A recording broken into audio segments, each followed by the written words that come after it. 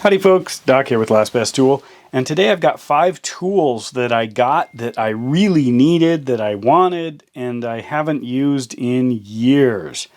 So let's get to it. First of all, no, it's not this. I love that. It's this.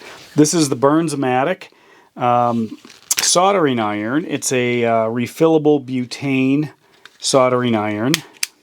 I can't tell usually if it's on or not unless you put your hand on it and feel it.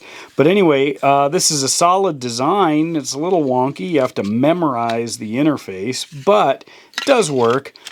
Used it once and haven't gone back to it. But this Milwaukee, on the other hand, is dynamite. This little guy here, I put these kind of bolt end covers over sharp tips on things.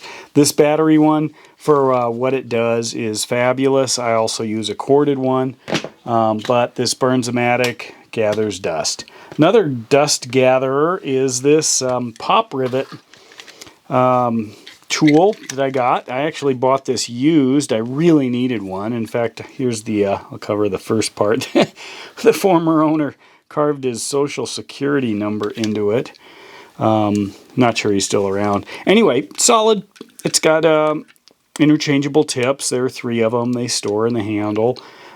Basically, this thing is a wonderful high leverage pop rivet. Here's some steel rivets. Needed it for a project maybe 10 years ago. I just dug it out of the bottom of the drawer for this video.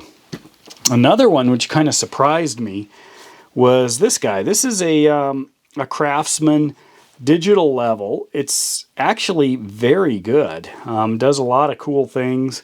It's got a tripod mount. I can use that. It's got a laser in it here, so you can see. So once I line it up, I can use it for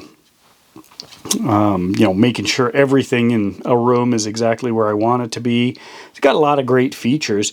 It's a wonderful tool. Absolutely great. I got it. I used it hard for about a year, and I just found it stuck to the back of a metal box I've got in my tool shop, and thought, I haven't really used that in years, so here it is in this video.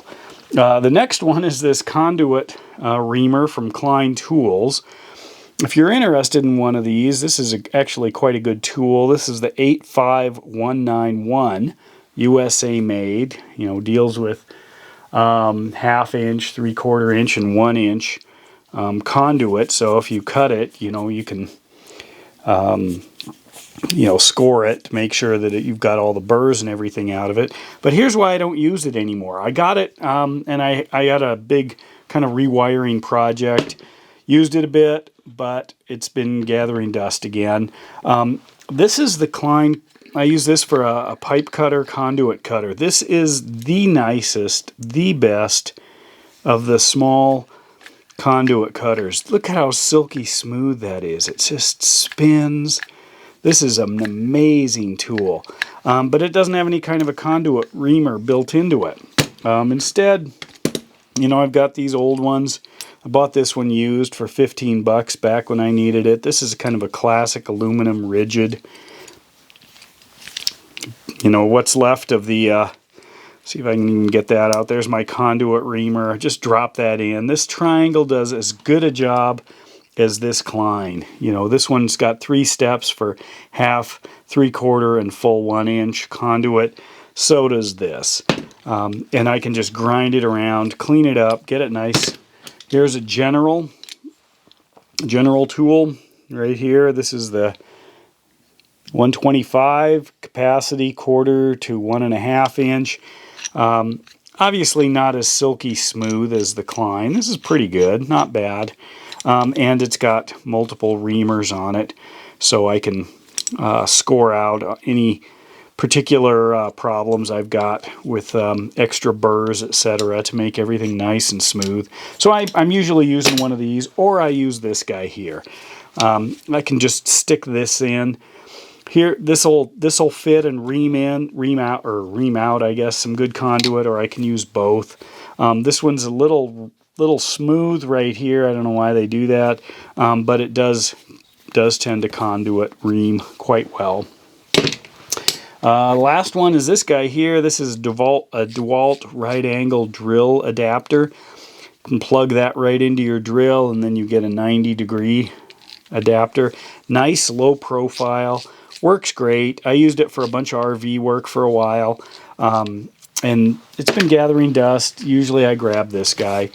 Even though this has a much greater clearance, as you can see. This one, I just don't end up using it as much. Most things have plenty of clearance. They even have more clearance than this, and I did a video on that. But these are important to have should you run into that narrow clearance space, you know, dropping your bit in here. But it's definitely something that is a little bit of a niche when I actually need something that small, that constrained. So that's number 5 as to what's gathering dust in my toolbox. Let me know what's gathering dust in your toolbox. It doesn't have to be a bad tool. It's just simply a tool that you don't use very often. Might have great applications. I mean, there's no substitute for something like this if you need something like this.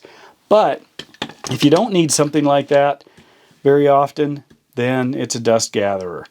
And I've got plenty of those, but these are 5 of mine that that stood out when I just kind of scanned across my toolboxes and workshop, and I thought, I just haven't used these in a long time. I'm curious what you haven't used in a long time. And with that, Doc out.